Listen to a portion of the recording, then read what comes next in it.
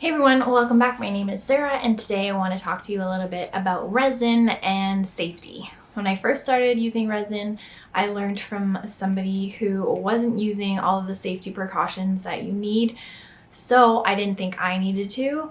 Also, the resin I bought said it was non-toxic, low VOC, safe to use at home, so I figured everything was fine. But the more I use resin, the more information I learn and the more I get into the community of other artists using resin, the more I realize that just wearing gloves is not enough, or just wearing gloves and opening a window is not enough. So because I have shared tutorials on this channel as well as Skillshare about resin, and I've made some things using resin, I think it's a responsibility of mine to share that information with you, because I don't want you to be like me where you learned how to use resin from someone who wasn't making it a priority to share information about safety. I'm not an expert on this. I'm not gonna go into a lot of detail because I think you should do your own research.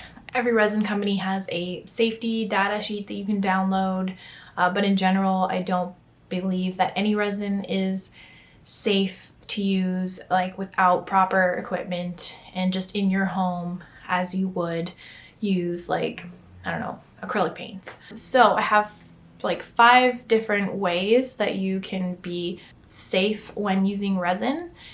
The first one, which is pretty obvious and every resin packaging will tell you this, is to use in a ventilated area. So if you have a garage or a shed, I think those are probably the ideal places to do it. I don't love doing it in my living room, but I do live in a condo, so I don't have a garage. But you do want to make sure you have windows, doors, whatever open. You want all of that air to just go outside and not stay in the room you're in. Right now it's winter, so it's freezing, which means I can't have the windows open because the resin won't cure in really, really cold weather or really, really damp, wet weather. So I'm basically on a seasonal break because it's not safe to do resin in a condo where you don't have any airflow, basically. Well, proper airflow. You also want to make sure that you don't have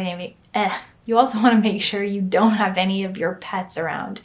It's not safe for pets or children or any other humans to be around when you're doing any resin mixing, because they don't have that proper gear or safety precautions for them, especially animals. So just be very, very careful that those people or your pets are not in the same room. So number 2 is also a very obvious one because most packaging for resin will say to use gloves. I have these nitrile gloves. These are the ones I've been using. I think that they are good enough for resin, but again, I would do your own research. I'm not an expert, but these are what I've been using, and you can also double up on the gloves, so just wear 2 gloves right on top of each other. They do tend to snap quite easily. Well, I haven't really had them snap easily on my hands, but I've seen in videos where they have snapped for other people. So if you have one underneath, then you're like good to go and just extra safe. So definitely you want to make sure you're wearing gloves. Resin is not only not great to have on your skin, but it's also really, really difficult to clean off.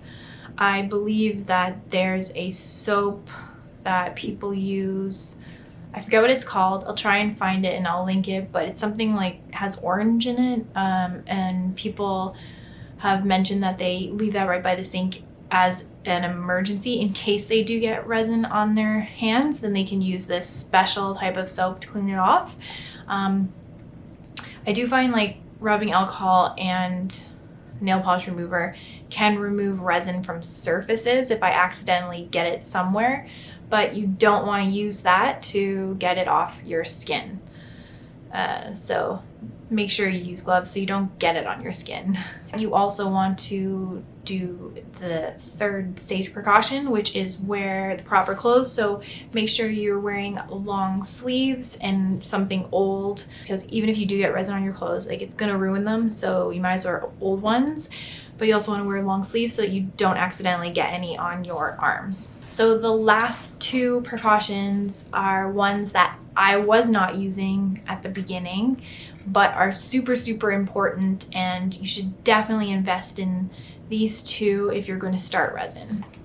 So the first one is a respirator. This is a half mask respirator. You can also get a full mask respirator, which is just that much better. It's just a little bit extra for precaution because it's going to cover the rest of your face. You want to make sure that the cartridges filter organic vapor, I believe. That's what it honestly took me a long time to find the right respirator. I was in a lot of Facebook groups and asking a lot of questions.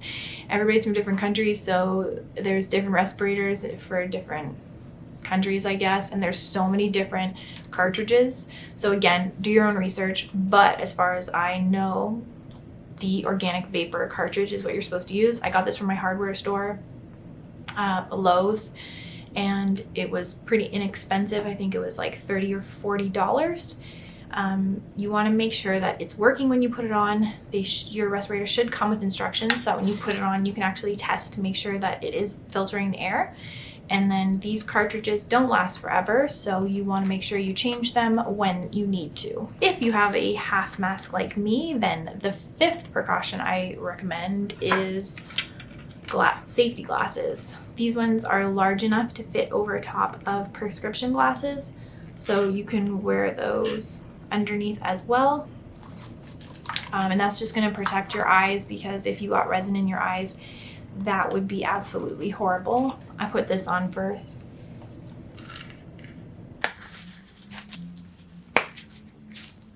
I hope that was helpful. Again, I'm not an expert on resin or safety precautions. This is just what you should be doing as a bare minimum if you're using resin. If you have any questions, I'll try my best to answer them. However, I recommend joining some Facebook groups on resin, because there's a huge community on there that you can ask questions to, and just getting other people's experience and opinions, and also like finding facts of your own. I would recommend that, because that's kind of where I learned a lot. And just be careful. Thank you for watching, and I will see you next time.